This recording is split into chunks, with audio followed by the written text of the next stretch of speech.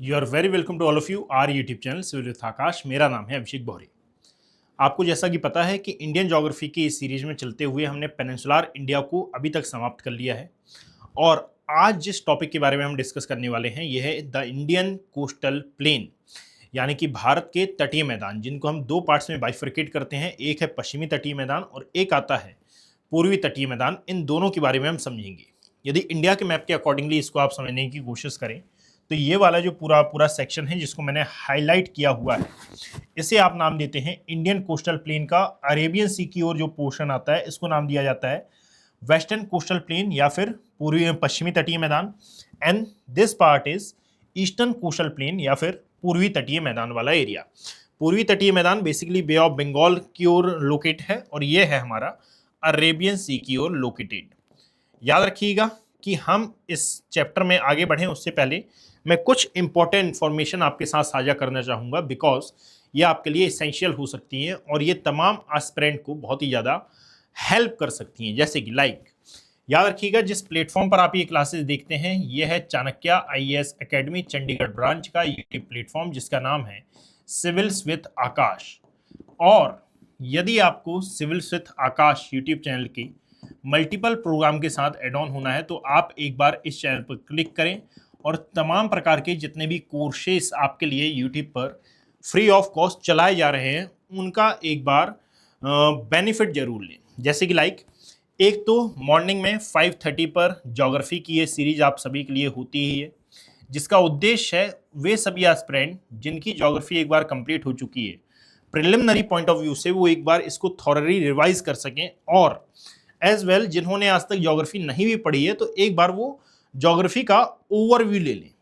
बाद में मैं इसकी एक डिटेल सीरीज आपके साथ स्टार्ट करूंगा, बट याद रखिएगा किसी भी सीरीज को स्टार्ट करने का मेन एजेंडा ये होता है कि ये स्टूडेंट के लिए हेल्पफुल रहे। बट ये वाकई में स्टूडेंट के लिए हेल्पफुल हो रही है या नहीं हो रही है इसका मालूम या फिर इसकी जानकारी, इसका पता हमें चलता है व्यूज और साथ में आपके फीडबैक के आधार पर, जो इस सीरीज में अभी बिल्कुल भी नहीं आ रहा है। तो भाई अक्सर ये शिकायत रहती है कि सर कोई रिवीजन करा दे या फिर कोई ऐसी सीरीज हो जिसमें कंप्लीट ज्योग्राफी के बारे में बताया गया हो। तो भाई इसके लिए उतनी ही सहायता हमें आपकी चाहिए होती है जितना कि आपको हमारी सहायता की आवश्यकता होती है। तो इस सीरीज पर रिस्पॉन्स लाना ये आपकी रिस्पॉन्सिबिलिटी है। मैं अपने टॉपिक पर वापस आता हूं। जैसे कि यदि आप देखोगे तो मॉर्निंग में 5:30 पर यहाँ पर ज्योग्राफी की सीरीज चलती है। देन इसके बाद द हिंदू का सेशन होता है एवरी मॉर्निंग 9 o'clock पर, जो मैं ही लेता हूं। इसके बाद यदि आप देखेंगे तो सी सेट की क्लासेस चलती हैं और इंग्लिश की क्लासेस भी यहाँ पर अवेलेबल हैं। दैट मीन्स कहने का अभिप्राय ये कि आप जितनी भी क्लासेस यहाँ पर अटेंड करना चाहें, दिन भर मल्टीपल कोर्सेस यहाँ पर चलते रहते हैं, आप इन सभी को अटेंड कर सकते हैं जिससे आपको बहुत ज़्यादा हेल्प मिलेगी। साथ ही साथ यदि आपको Chanakya IAS academy Chandigarh branch के किसी भी प्लेटफॉर्म से या फिर किसी भी बैच से ज्वाइन होना हो तो आप कॉल कर सकते हैं 8264199959। ये दिया हुआ कॉन्टैक्ट नंबर। जब आप यहाँ पर कॉन्टैक्ट करेंगे तो हमारी काउंसलिंग टीम आपको पूरी सहायता करेगी और साथ में UPSC और स्टेट PCS के जो बैचेस स्टार्ट हुए हैं इनके बारे में तमाम प्रकार की जानकारी आपको प्रोवाइड कराई जाएगी। साथ में यहाँ पर free mentorship program always available होता है, इसको भी आप ज्वाइन कर सकते हैं। इसके लिए आपको किसी प्रकार की कोई भी एक्स्ट्रा फीस पे नहीं करनी होगी। ये आप सभी के लिए फ्री ऑफ कॉस्ट है। आप चाणक्य के स्टूडेंट हैं या फिर नहीं है, ये फ्री ऑफ कॉस्ट प्रोग्राम सभी एस्पिरेंट के लिए है। चलिए स्टार्ट करते हैं इंडियन कोस्टल प्लेन के बारे में समझना। देखिएगा भाई, आपने ये बात समझी है कि एक्चुअली में अर्थ की जो एज है इसको हमने 16 एरा में डिवाइड कर रखा है और इसमें से एज जो एरा आता है इसका नाम है क्रिटेशियस पीरियड। क्रिटेशियस पीरियड वो पीरियड है जब पेनिनसुलर इंडिया हमारा अफ्रीका कॉन्टिनेंट से सेपरेट होता है या फिर गोंडवाना लैंड से सेपरेट होकर ये नॉर्थवर्ड डायरेक्शन की ओर मूव करता है। और यहाँ पर जो यूरेशियन प्लेट थी, जब इन दोनों में या फिर जब कोलिजन की एक्टिविटी होती है तो उसके कारण हिमालय का फॉर्मेशन होता है। याद रखिएगा कि एक्चुअली में जब ये नॉर्थवर्ड मूव कर रहा था जब ही से इंडियन कोस्टल प्लेन्स का जो फॉर्मेशन है ये स्टार्ट हो गया था। बेसिकली सेपरेशन से ही यहाँ पर दो प्लेन्स आपको फॉर्मेट होते हुए देखने के लिए मिले थे। दैट मीन्स एक आता है हमारा ईस्टर्न कोस्टल प्लेन वाला एरिया जिसको हम पूर्वी तटीय मैदान का नाम देते हैं, और एक आता है पश्चिम तटीय मैदान या फिर वेस्टर्न कोस्टल प्लेन। आज वेस्टर्न कोस्टल प्लेन आपको अरेबियन सी के कोस्टल एरिया में लोकेट मिलता है। और ईस्टर्न कोस्टल प्लेन हमें बे ऑफ बंगाल के कोस्टल एरिया में लोकेट देखने के लिए मिलेगा। इस बात को जरा ध्यान से समझिएगा कि एक्चुअली में वो कौन कौन से स्टेट्स हैं जो कि ईस्टर्न कोस्टल प्लेन में आते हैं और वो कौन कौन से स्टेट हैं जो कि वेस्टर्न कोस्टल प्लेन में शामिल किए जाते हैं, इनके बारे में हम बातचीत करते हैं। कुल मिलाकर याद रखिएगा 13 स्टेट्स और यूनियन टेरिटरीज को मिलाकर यहां पर हम बोल सकते हैं कि ये एक्चुअली में लोकेट हैं कहां, इंडियन कोस्टल प्लेन वाले एरिया में। कौन कौन से आते हैं, तो सबसे पहले इस एरिया में, इसके लिए ना आपको मैं ये मानकर चल रहा हूं कि आप सभी को इंडिया का मैप याद होगा। यहां पर आता है गुजरात, देन यहां पर आपको देखने के लिए मिलेगा महाराष्ट्र। महाराष्ट्र के नीचे यदि आप आएंगे तो आपको मिलता है यहां पर गोवा। गोवा के नीचे आते हैं तो कर्नाटका वाला एरिया, कर्नाटका। इस टॉपिक को पढ़ते समय ना थोड़ा सा आप एटलस लेकर साथ में बैठें, बिकॉज कि इसमें मार्किंग बहुत ज़्यादा हो सकती है और वो तमाम मार्किंग आपको पता भी होनी चाहिए। यह है केरला। एंड यदि आप ईस्टर्न की बात करेंगे तो यहाँ पर आता है तमिलनाडु सबसे पहले, यदि हम साउथ टू नॉर्थ जाएं। फिर आता है आंध्र प्रदेश वाला सेक्शन, इसको मैं एपी लिख रहा हूँ। एंड देन आपको देखने के लिए मिलेगा उड़ीसा वाला एरिया, एंड देन यहाँ पर bay of Bengal, sorry West Bengal. समझने की कोशिश करिएगा। 1 2 3 4 5 6 7 8 9 तो ये हो गए। अब इसके अलावा यूनियन टेरिटरीज कौन सी हैं, तो आपको ये मालूम है कि यहाँ पर भाई आपको देखने के लिए मिलता है Dadar Nagar Haveli Daman Diu, in short DNHDD, Dadra Nagar Haveli and Daman Diu. नीचे यदि आप देखोगे तो यहां पर आपको केरला के पास पुडुचेरी मिलेगा, और पुडुचेरी में टोटल नंबर ऑफ आपको 4 स्टेट्स देखने के लिए मिलेंगे जो कि 4 डिस्ट्रिक्ट देखने के लिए मिलेंगे जो कि 3 अलग अलग स्टेट्स में लोकेट हैं। तो एक हो गया दादर नगर हवेली, एक हो गया पुडुचेरी।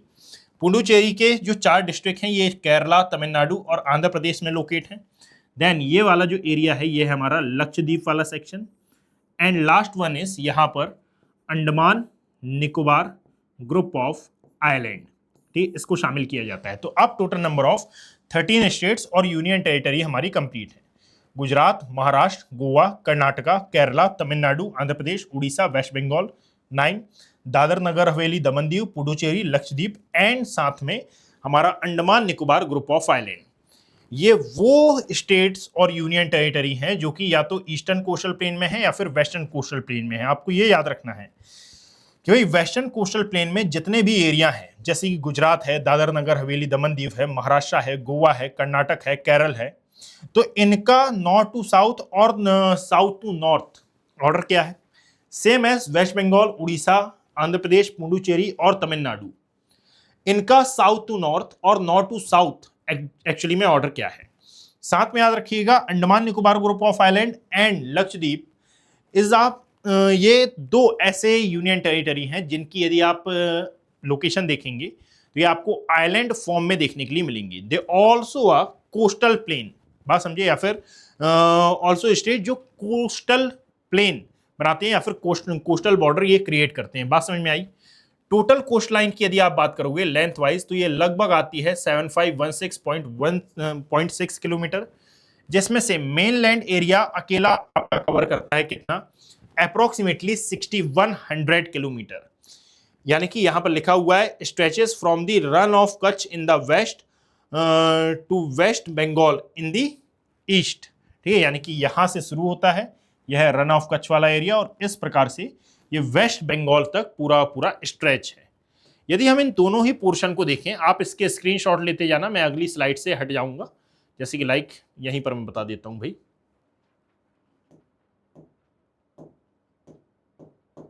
ओके, यहां पर तो हो नहीं पाएगा, तो देखिएगा नेक्स्ट स्लाइड से मैं ना साइड हो जाया करूंगा, तो आप इसके स्क्रीनशॉट ले लिया करना। अब देखो कि जिन 2 पार्ट्स में हमने इसको बाइफर्केट किया है, that means eastern coastal plane और साथ में वेस्टर्न कोस्टल प्लेन, इनके कुछ पॉइंट्स के आधार पर हम इनकी स्टडी करते हैं। सबसे पहले यदि आप इनकी ज्योग्राफी देखेंगे, ठीक है, सबसे पहले यदि आप इनकी ज्योग्राफी देखें तो याद रखो कि ये अरेबियन सी के तट पर आते हैं। कहाँ से लेकर कहाँ तक इनका आपको विस्तार देखने के लिए मिलेगा, तो जो दादर नगर हवेली दमन दीव वाला एरिया है, ठीक है, वहां से ये कन्याकुमारी तक स्ट्रेच है। कौन से, जो वेस्टर्न कोस्टल प्लेन है मैं उनकी बात कर रहा हूं, कन्याकुमारी का जो केप केमोरिन वाला एरिया है वहां तक आपको ये स्ट्रेच देखने के लिए मिलेंगे। कंपैरेटिवली इनकी जो चौड़ाई है ये कुछ कम दिखाई देती है, यानी कि अप्रोक्सीमेटली 50 से 100 किलोमीटर।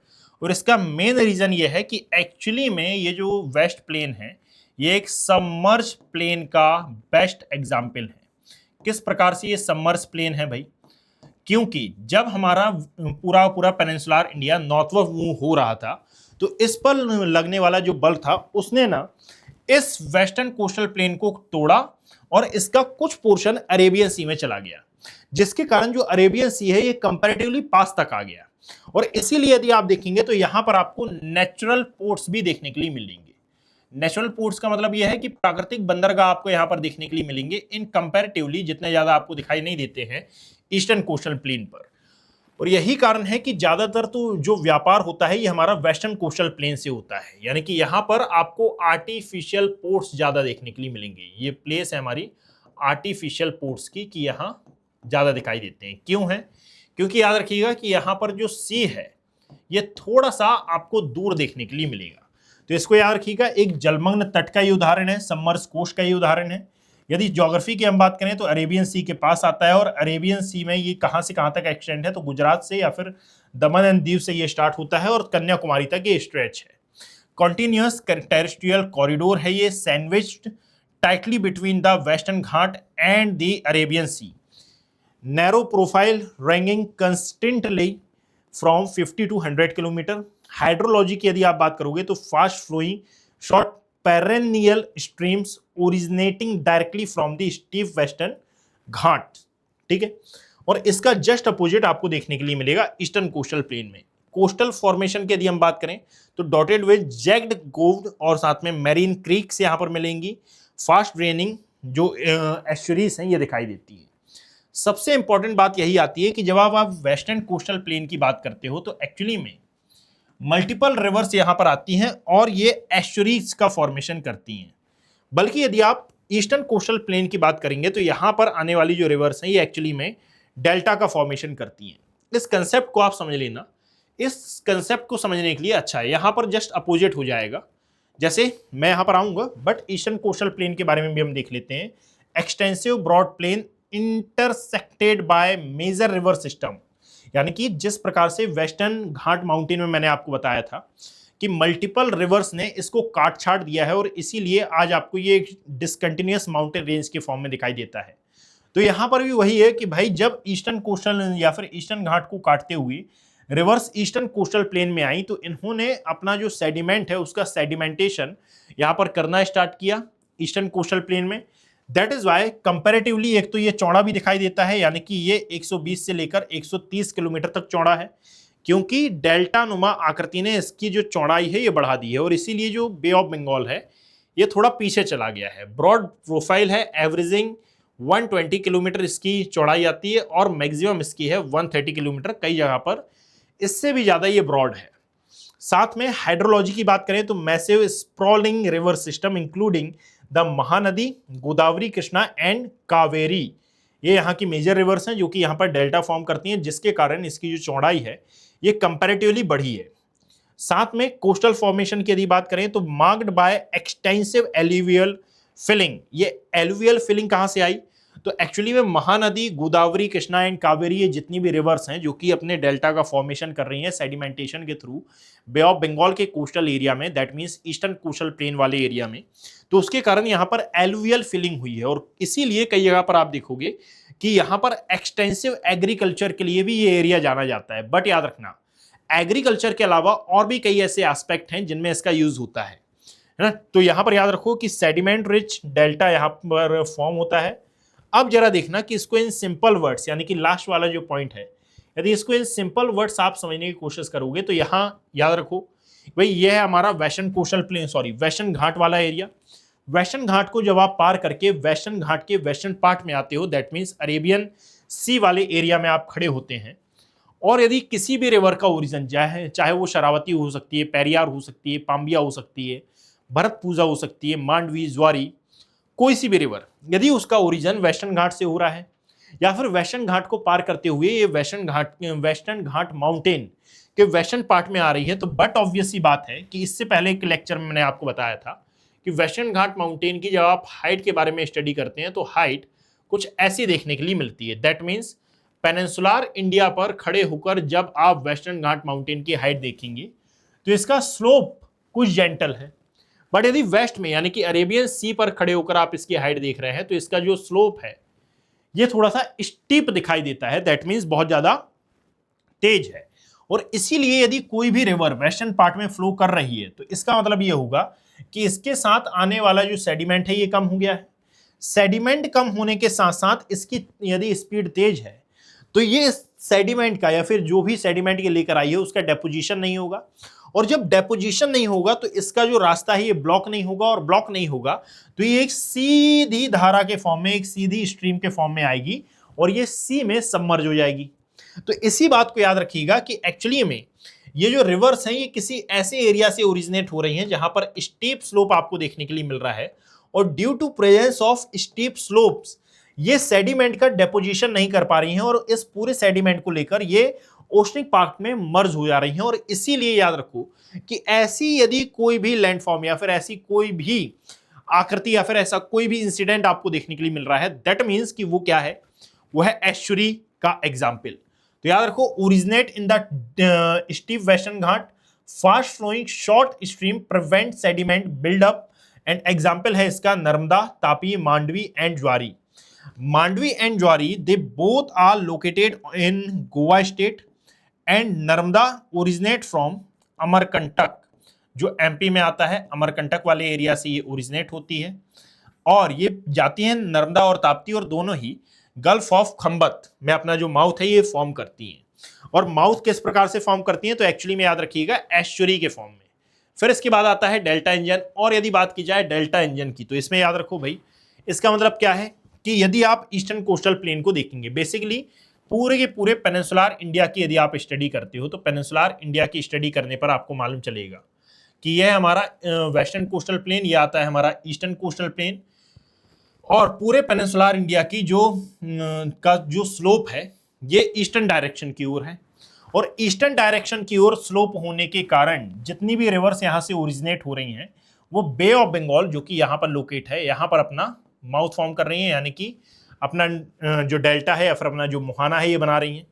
इसका एक रीजन और यदि आप देखोगे, इसके पीछे का एक और एस्पेक्ट कि पूरे पेनिनसुलर इंडिया को पार करते हुए जब ये रिवर्स आ रही हैं तो कहीं पर इनकी जो स्पीड है वो ज़्यादा है, कहीं पर इनकी स्पीड कम है, यानी कि कहीं पर इनके द्वारा होने वाला जो इरोजन है ये बहुत ज़्यादा और कहीं पर इनके द्वारा होने वाला जो इरोजन है ये कम होगा। जहाँ पर इरोजन ज़्यादा होगा वहाँ पर बट ऑब्वियस सी बात है कि सेडिमेंट ज़्यादा होंगे।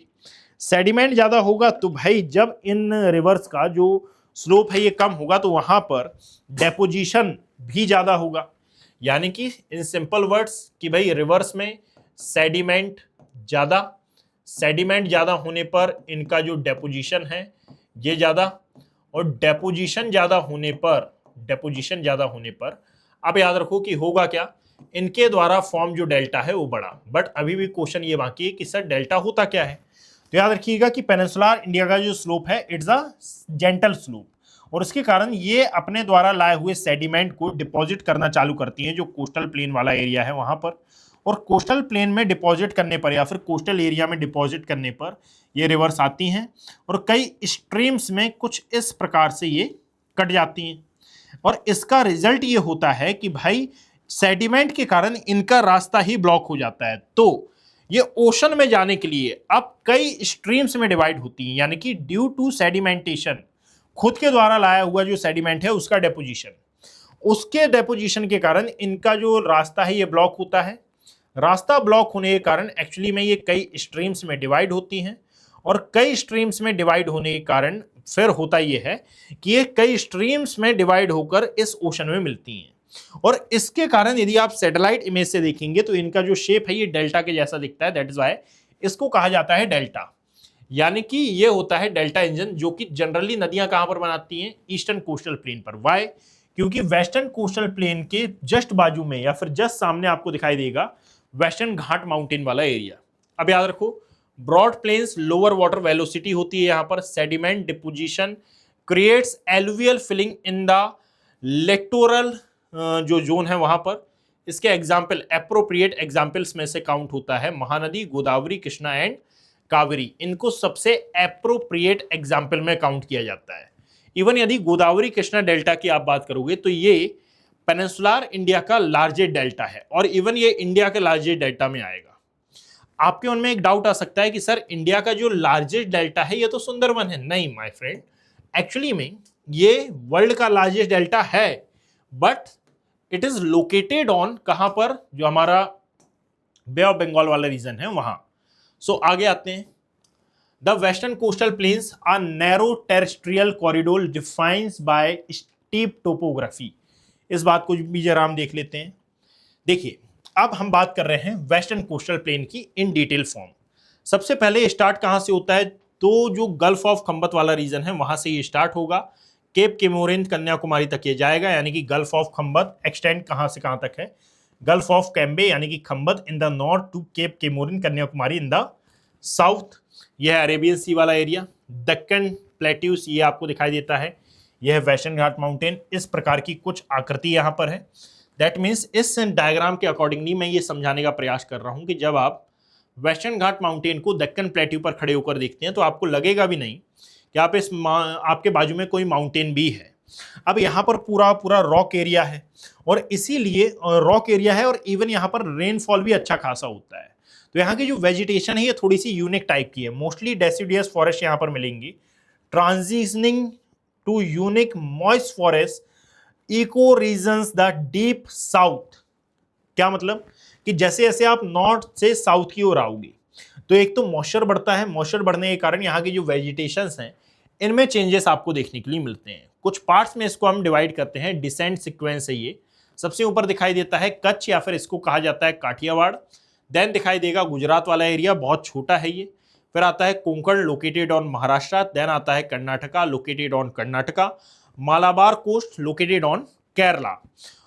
इसकी जो एवरेज विड्थ आती है ये आती है 65 किलोमीटर वाइड, यानी कि ये चौड़ा है इतना। बात समझे? सो इनका ऑर्डर याद रखना। सबसे ऊपर क्या है, गुजरात, फिर आता है महाराष्ट्र, देन आता है गोवा, फिर आता है कर्नाटका एंड देन आता है केरला वाला रीजन। जो कोंकण कोस्ट है एक्चुअली में ये दो स्टेट्स में है, एक है महाराष्ट्र में एंड एक आपको देखने के लिए मिलेगा गोवा स्टेट में। ठीक है, तो दोनों में जो कोस्टल प्लेन है या फिर वेस्टर्न कोस्टल प्लेन है इसको नाम दिया जाता है Konkan coast. Getting my point? So आगे आइए और हम यहां से स्टार्ट करते हैं कच्छ एंड काठियावाड़ को समझना। ठीक है, द एरिड नॉर्थ वाला ये सेक्शन है। The salt soaked plains and radial drainages of Kutch and Kathiawar, इसके बारे में देखो। तो ये वाला जो एरिया है यहाँ पर पूरा पूरा गल्फ ऑफ कच्छ स्थित, सॉरी रन ऑफ कच्छ स्थित है। और रन ऑफ कच्छ वाले एरिया को यदि आप देखोगे तो यहाँ पर आपको दिखाई देता है crack, Sir creek, Kori crack और गोदाई क्रेक। आई रिपीट कि आप लोग एटलस ओपन करके बैठिएगा ताकि आपकी जो अंडरस्टैंडिंग है ये नेक्स्ट लेवल पर डेवलप हो सके और आप इन तमाम चीज़ों को मार्क कर सकें। जैसे यहाँ पर आपको 3 क्रेक देखने के लिए मिलेंगे। एक मिलता है सर क्रेक, एक मिलता है Kori creek, Sir creek, Kori creek and then Godai creek. They all creeks are present on gulf of Kutch का वेस्टर्न पार्ट। फिर ये वाला जो रीजन है इसको नाम दिया जाता है कच्छ पेनिनसुला। वाई? क्योंकि एक साइड तो कोरी है, दूसरी साइड अरेबियन सी है। यह है गल्फ ऑफ कच्छ वाला region, that is called gulf of Kutch. तो a part of land is surrounded by 3 side of water, that is called gulf. So यहां पर गल्फ ऑफ कच्छ है एंड ये गल्फ ऑफ पेनिनसुला है। तो इसकी बात करना कि once an island surrounded by lagoons filled by Indus River sediment, now an arid landscape due to lack of rain। ठीक है, यानी कि एक टाइम पर जब आप देखते हो कि इंडिया और पाकिस्तान का सेपरेशन की आप बात करते हो तो इंडिया पाकिस्तान सेपरेशन में जब आप हिस्ट्री के बारे में पढ़ोगे तो ये लाइन निकल के आती है कि एक टाइम पर ये आइलैंड हुआ करता था, आइलैंड। ठीक है, ये यदि आप इस पूरे रीजन को देखेंगे तो यहां से ये सेपरेट था और ये पूरा पूरा एक आइलैंड हुआ करता था। Over the period of time rivers आई, अपना सेडिमेंट यहाँ पर डिपोजिट किया। ड्यू टू सेडिमेंटेशन के कारण ये पूरा पूरा पार्ट बन गया पेनिनसुलर इंडिया का। और यदि आप हिस्ट्री को उठाकर देखें तो एक डिस्प्यूट का भी ये रीजन बना था कि भाई जब इंडिया पाकिस्तान सेपरेशन हो रहा था तो उसमें ये बात रखी गई थी कि इंडिया एंड पाकिस्तान का जो सेपरेशन है ये जोग्राफिकली होगा, यानी कि जो प्लेन एरिया है ये पाकिस्तान के पास जाएगा और साथ में जो प्लेट्यू एरिया है ये इंडिया के पास जाएगा। यानी कि 2-3 पॉइंट्स रखे गए जिसमें यह तय किया गया कि असल में ये सेपरेशन होगा कैसे। और हमेशा यदि आप वर्ल्ड थ्योरीज को पढ़ते हैं तो ये बात कही जाती है कि भाई सेपरेशन एक्चुअली में रिसोर्सेस बेस्ड होना चाहिए और रिलीजन बेस्ड तो कतई नहीं होना चाहिए। हुआ यह था कि इंडिया और पाकिस्तान का सेपरेशन रिसोर्सेस बेस्ड होने की बात चल रही थी, बट इस पर कोई फाइनल कंक्लूजन नहीं आ रहा था, और इसीलिए मेनली जो सेपरेशन हुआ ये पॉपुलेशन बेस्ड हुआ, और इसमें जो सबसे इंपॉर्टेंट फिनोमिनन निकल के आया ये था रिलीजन बेस्ड। और इसीलिए याद रखिएगा कि पाकिस्तान में आज भी रिलीजन के नाम पर जो लड़ाई है ये चलती रहती है। टॉपिक पर यदि मैं आऊं तो याद रखिएगा कि ये वाला जो रीजन है इसको कच्छ पेनिनसुला का नाम दिया जाता है। एक टाइम पर ये आइलैंड हुआ करता था। Over the period of time Indus river system के यहाँ पर सेडिमेंटेशन के कारण ये इंडिया का पार्ट बना, और ये इंडियन सब कॉन्टिनेंट या फिर यूं कहा जाए कि इंडिया के पार्ट में सेपरेशन के बाद आया। यहाँ पर रेनफॉल जनरली कम देखने के लिए मिलेगी, और यही कारण है कि आपको ये एक सेमी एरिड एरिया देखने के लिए मिलेगा। बात समझे। नीचे यदि आप आते हैं तो यहां पर आता है द रन वाला एरिया, यानी कि the great Rann salt soaked plain on the north. यहां पर सॉल्ट प्रोडक्शन से संबंधित जो एक्टिविटीज हैं वो देखने के लिए मिलेंगी। द लिटिल रन, इसको ना दो पार्ट्स में यानी कि the great run of Kutch और the little run of Kutch हमने दो पार्ट्स में डिवाइड किया है। साउथ ईस्ट कॉन्टिन्यूशन की इसकी बात होती है। फिर इसके नीचे आप देखोगे काठियावाड़ पेनिनसुला है। काठियावाड़ पेनिनसुला इसको इसलिए नाम दिया जाता है क्योंकि ऑन दी नॉर्थ ये खिला हुआ है गल्फ ऑफ कच्छ से। यदि ईस्ट की बात करोगे तो अरेबियन सी, एंड यदि आप साउथ की बात करें और साथ में साउथ वेस्ट की जनरली यदि आप बात करोगे तो गल्फ ऑफ खम्बस से ये पूरा पूरा सराउंडेड है। So locate south of the Kutch formed entirely of the Deccan plateau.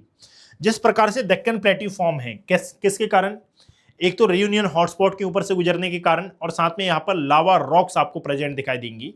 Same theory के कारण, सेम बिल्कुल सेम, कुछ अलग नहीं है। सेम थ्योरी के कारण ये जो हमारा काठियावाड़ प्लेट्यू है ये भी फॉर्म है। दैट इज वाई यहाँ पर आपको ब्लैक सॉइल देखने के लिए मिलती है, यहाँ पर लावा रॉक्स देखने के लिए मिलती है, और यहाँ पर तमाम प्रकार के वही एक्टिविटीज वही फिनोमिनन जो कि दक्कन प्लेट्यू पर आपको दिखाई देते हैं यहाँ पर प्रेजेंट मिलेंगे।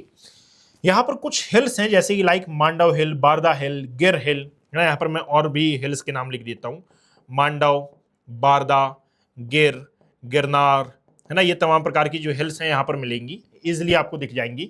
सो central highland featuring radial drainage mount Girnar is the highest point at 1117 metre इसकी हाइट है। फिर आपको दिखाई देगा गुजरात प्लेन वाला area formed by the Narmada, ठीक, यानी कि नर्मदा नदी के कारण ये फॉर्म हुआ है। Narmada, Tapi, Mahi and Sabarmati rivers. The eastern part is fertile. The coastal west is covered in wind blown loess. बात समझे। लोएस यहाँ पर इसी को कहा जाता है लोएस का मैदान, यानी कि इंडिया में यदि कहीं पर लोएस प्लेन का एग्जाम्पल है तो एक तो गुजरात और एक आता है राजस्थान वाला सेक्शन। तो इसके बारे में याद रखना, यह है गुजरात वाला सेक्शन। अगेन जब आप महाराष्ट्र से लेकर, कहां से, जब आप महाराष्ट्र से, यानी कि गुजरात वाला खत्म हो गया, फिर आप देखना पूरा पूरा महाराष्ट्र स्टेट एंड जो गोवा स्टेट है वो, तो इन दोनों को मिलाकर जिस प्लेन का एक्चुअली में फॉर्मेशन होता है इसको नाम दिया जाता है कोंकण प्लेन। कहां से लेकर कहां तक है, तो दमन टू गोवा तक ये पूरा पूरा स्ट्रेच है। 50 to 80 किलोमीटर ये वाइड है। कैरेक्टराइज्ड बाय मरीन इरोजन, ठीक है, यानी कि समुद्र ये जो लहरें आई हैं उन्होंने इसको हिट कर करके यहाँ पर कुछ क्लिफ्स का, कुछ शोल्स का यहाँ, और साथ में कुछ रीफ्स का यहाँ पर फॉर्मेशन किया है। दैट इज वाई यहाँ पर आपको जो कोरल रीफ्स हैं ये बहुत ज़्यादा देखने के लिए मिलेंगी। यदि आप थाने क्रीक को यदि देखेंगे, कहाँ पर, मुंबई के आसपास की लोकेशन में आपको देखने के लिए मिलेगा थाने क्रीक।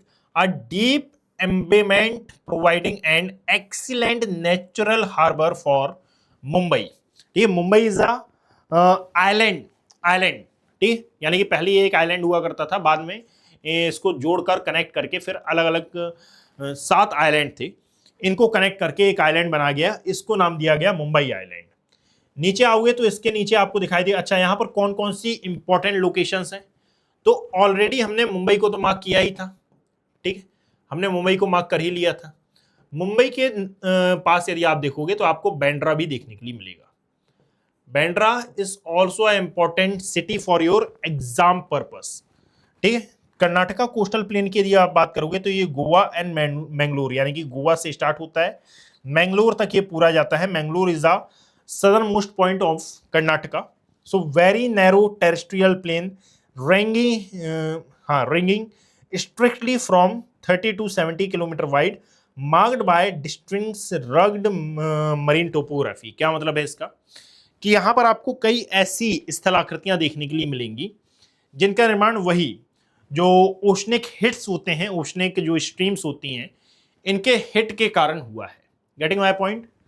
आफ्टर ऑल फिर यहां पर देखो वर्टिकल ड्रॉप्स के बारे में यहां बताया गया है, जैसे stream from the western Ghat descend steep slopes the Sharavati river creates the impressive Gersoppa Jog fall dropping 271 metres straight down, यानी कि इंडिया का हाईएस्ट वाटरफॉल इसको नाम दिया जाता है। इसके बारे में याद रखिएगा।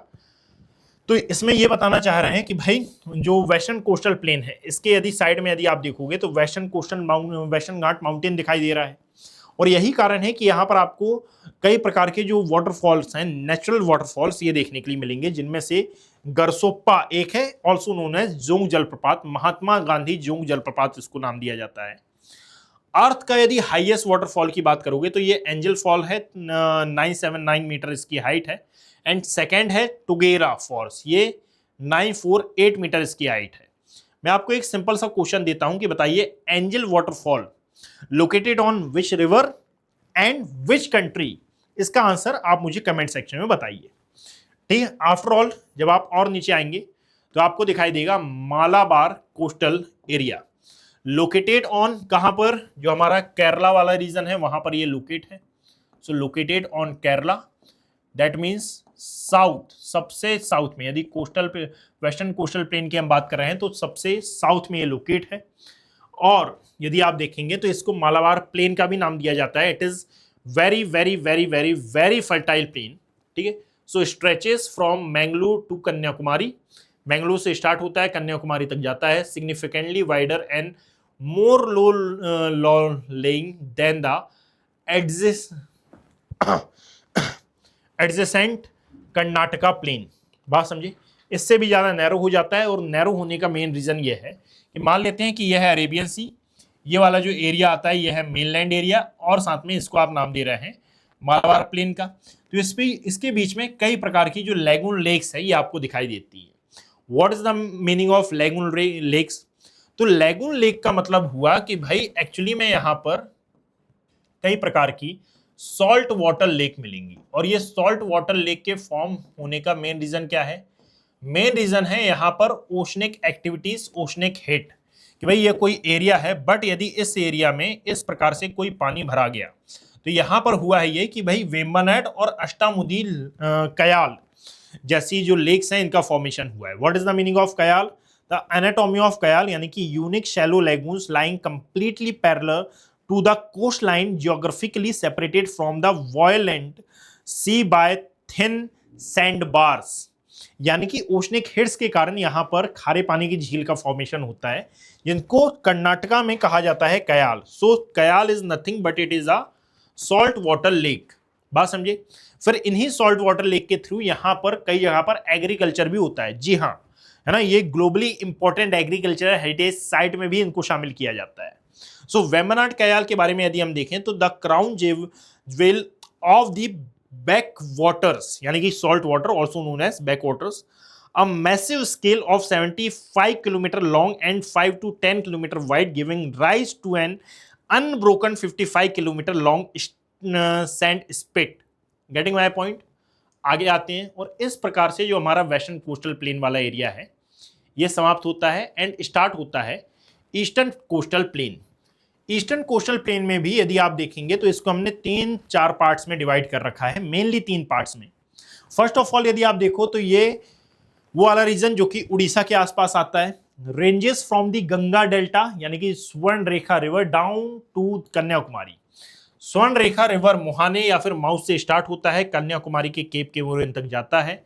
अलग अलग स्टेट में अलग अलग नाम दिए गए हैं। यदि आप विड्थ की बात करोगे तो 120 किलोमीटर है, एंड नॉमेनक्लेचर की यदि आप बात करें तो historically divided into the Northern Circars between Mahanadi and Krishna rivers and Karnatak between Krishna and Kaveri rivers. इसको हम 2 पार्ट्स में डिवाइड करते थे।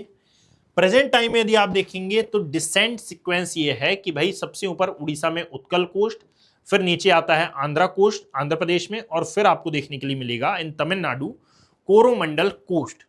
इनके बारे में एक बार हम स्टडी करना चालू करते हैं। सो फर्स्ट ऑफ ऑल यदि हम नदन सरकार की बात करें, that means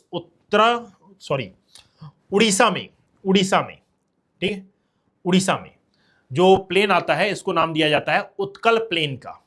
what is the meaning of Utkal plain? मैंने क्या बोला, जो उड़ीसा में कोस्टल प्लेन है इसे नाम दिया जाता है उत्कल प्लेन का। यहाँ की सबसे इंपॉर्टेंट जो सिग्निफिकेंस है वो है यहाँ की चिल्का लेक, यानी कि द चिल्का फ्लक्चुएशन।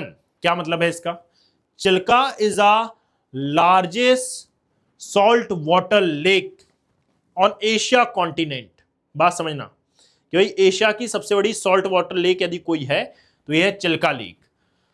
अब ये चिल्का लेक मेनली अपनी डॉल्फिन्स के लिए बहुत ज्यादा फेमस है, और यहां पर आपको 4 प्रकार की डॉल्फिन मेनली देखने के लिए मिलेंगी। जैसे एक तो यहां पर मिलती है ईरावदी डॉल्फिन। ईरावदी डॉल्फिन याद रखिएगा ये मेनली एक माइग्रेटरी डॉल्फिन है, ठीक है। हम्प बैक आपको दिखाई देती है, हम्प बैक, बॉटल नेक, हम्प बैक, बॉटल नेक, ठीक है, एंड हम बैक बॉटल नेक। एक और आती है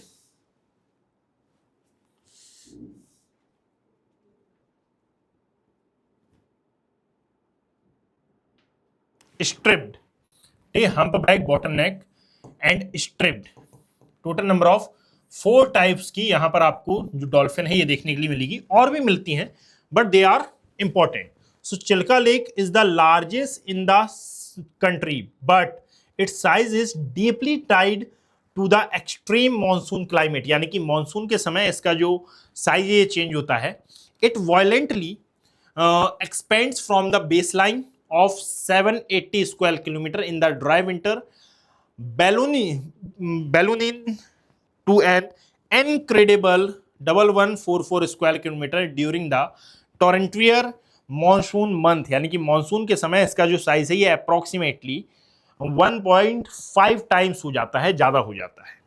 उत्कल प्लेन में ये आती है उड़ीसा में। सो comprises coastal Odisha heavily defined by the massive alluvial deposits of the Mahanadi River. Low hills mark the southern boundary near the lakes.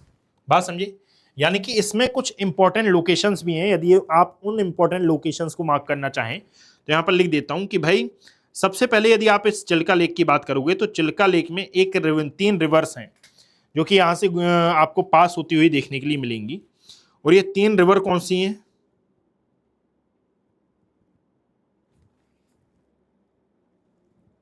इसमें आती है वैतरणी, ब्राह्मणी एंड महानदी। ये तीनों ही रिवर्स आपको यहां से क्रॉस करती हुई मिलती हैं।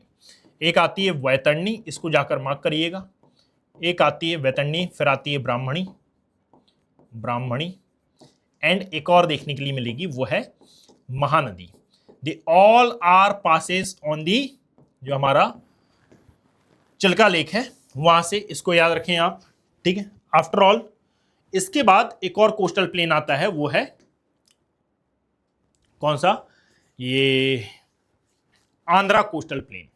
यदि आप इस एरिया की बात करोगे तो सबसे इंपॉर्टेंट इसको नाम दिया जाता है क्या? नदन सरकार या फिर उत्तरी सरकार कोस्टल प्लेन वाला एरिया। सबसे पहले इसी बात करते हैं कि इसके क्या क्या कैरेक्टरिस्टिक्स हैं, इसके बारे में क्या क्या इंपॉर्टेंस है, क्या क्या सिग्निफिकेंस है इसकी। सो द डेल्टिक मिडिल, इसको क्यों नाम दिया जाता है? क्योंकि इंडियन पेनिनसुला की 2 major rivers by the name of, एक है गोदावरी एंड एक है कृष्णा, ये दोनों आती हैं और बे ऑफ बंगाल में मर्ज होती हैं, और इसके कारण यदि आप देखोगे तो लार्जेस्ट डेल्टा का ये फॉर्मेशन करती हैं। यानी कि इनके सेडिमेंट के डेपोजिशन के कारण, जिसको हम एलुवियल डेपोजिशन का नाम देते हैं, इसके कारण लार्जेस्ट डेल्टा का फॉर्मेशन होता है। और इसका एडवांटेज ये होता है कि 35 किलोमीटर तक ये फैलता है, यानी कि ये लार्जेस्ट डेल्टा है, साथ में एलुवियल सॉइल से ये फर्टाइल है, और इसीलिए यदि आप इस प्लेन की चौड़ाई देखेंगे तो कंपैरेटिवली ज्यादा है। पहले के समय में यदि आप देखें तो यहां पर एक कोलेरू लेक हुआ करती थी जो कि एक्चुअली में डेल्टाई लेक थी। That means Kolleru is also a salt water lake on previous time, अभी नहीं है, ये सॉल्ट वाटर लेक थी। Over the period of time actually में डेल्टा के बढ़ने के कारण ये जो कोलेरू लेक है ये आज प्रेजेंट टाइम में आपको फ्रेश वाटर लेक के फॉर्म में दिखाई देती है। सो कोलेरू एविडेंस यानी कि once a coastal marine lagoons Kolleru now lies entirely trapped far inland, acting as living geological proof of the rapidly advancing shoreline। कि भाई ये कंटिन्यूसली स्ट्रेच हो रही है, कंटिन्यूसली फैल रही है। इसका सबसे अप्रोप्रिएट एग्जांपल कोलेरू लेक दिखाई देती है। एक और बात याद रखो कि दिस पार्ट यानी कि ये कौन सा है, गोदावरी कृष्णा रिवर वाला एरिया, डेल्टा वाला area, this part is basically enrich on the किसके बेस, जो शेल गैस होती है, शेल गैस से ये बहुत ज्यादा एनरिच है और यहां पर शेल गैस का प्रोडक्शन भी होता है, माइनिंग भी होती है। सो शेल गैस माइनिंग के लिए भी ये एरिया जाना जाता है। Shell gas is a shell gas यानी कि वो वाली जिसके माइनिंग के लिए हमको किसकी जरूरत होती है,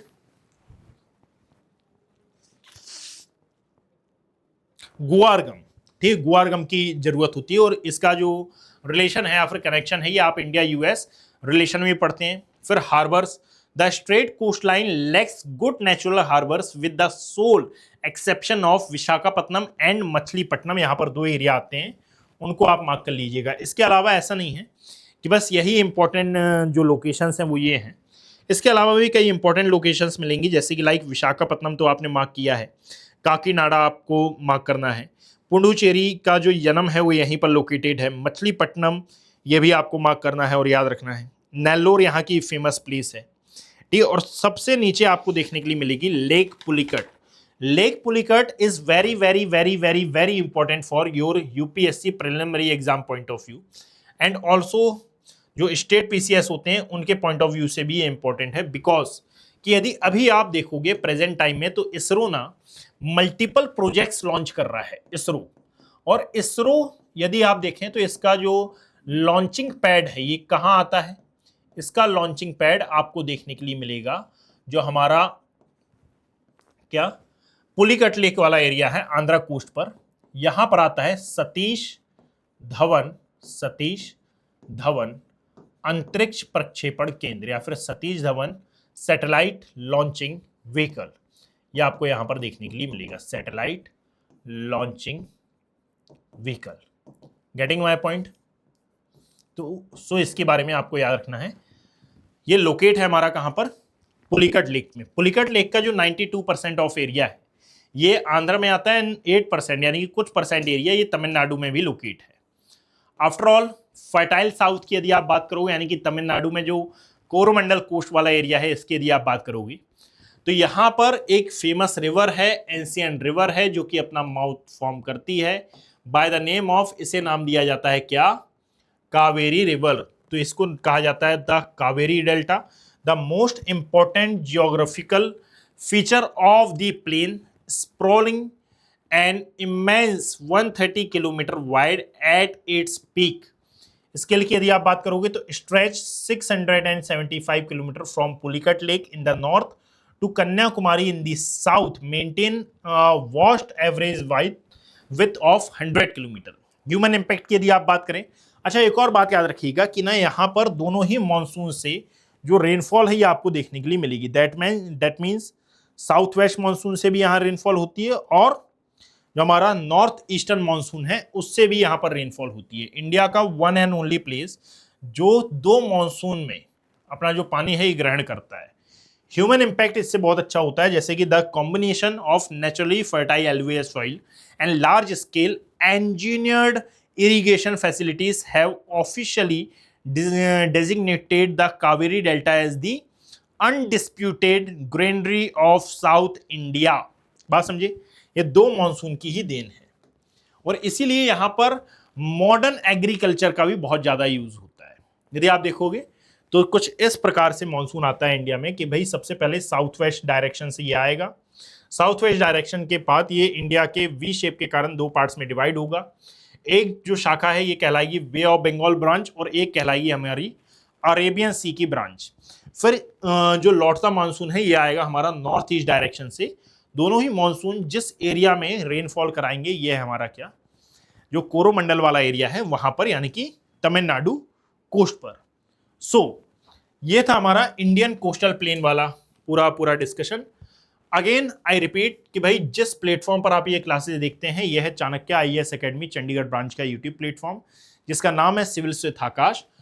और यदि आपको चाणक्य आईएएस एकेडमी के किसी भी बैच से ज्वाइन होना है तो आप कॉल कर सकते हैं 8264199959, ये दिया हुआ कॉन्टैक्ट नंबर।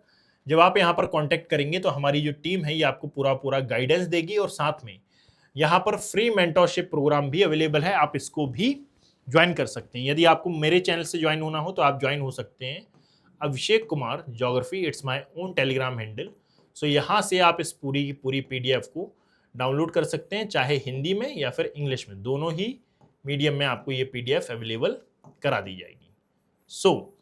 अब नेक्स्ट क्लास से हमारा जो टारगेट होगा यह है इंडियन सॉइल और इंडियन रॉक्स को कंप्लीट करना। इसके बारे में हम स्टडी कर रहे होंगे। Thank you, have a great day.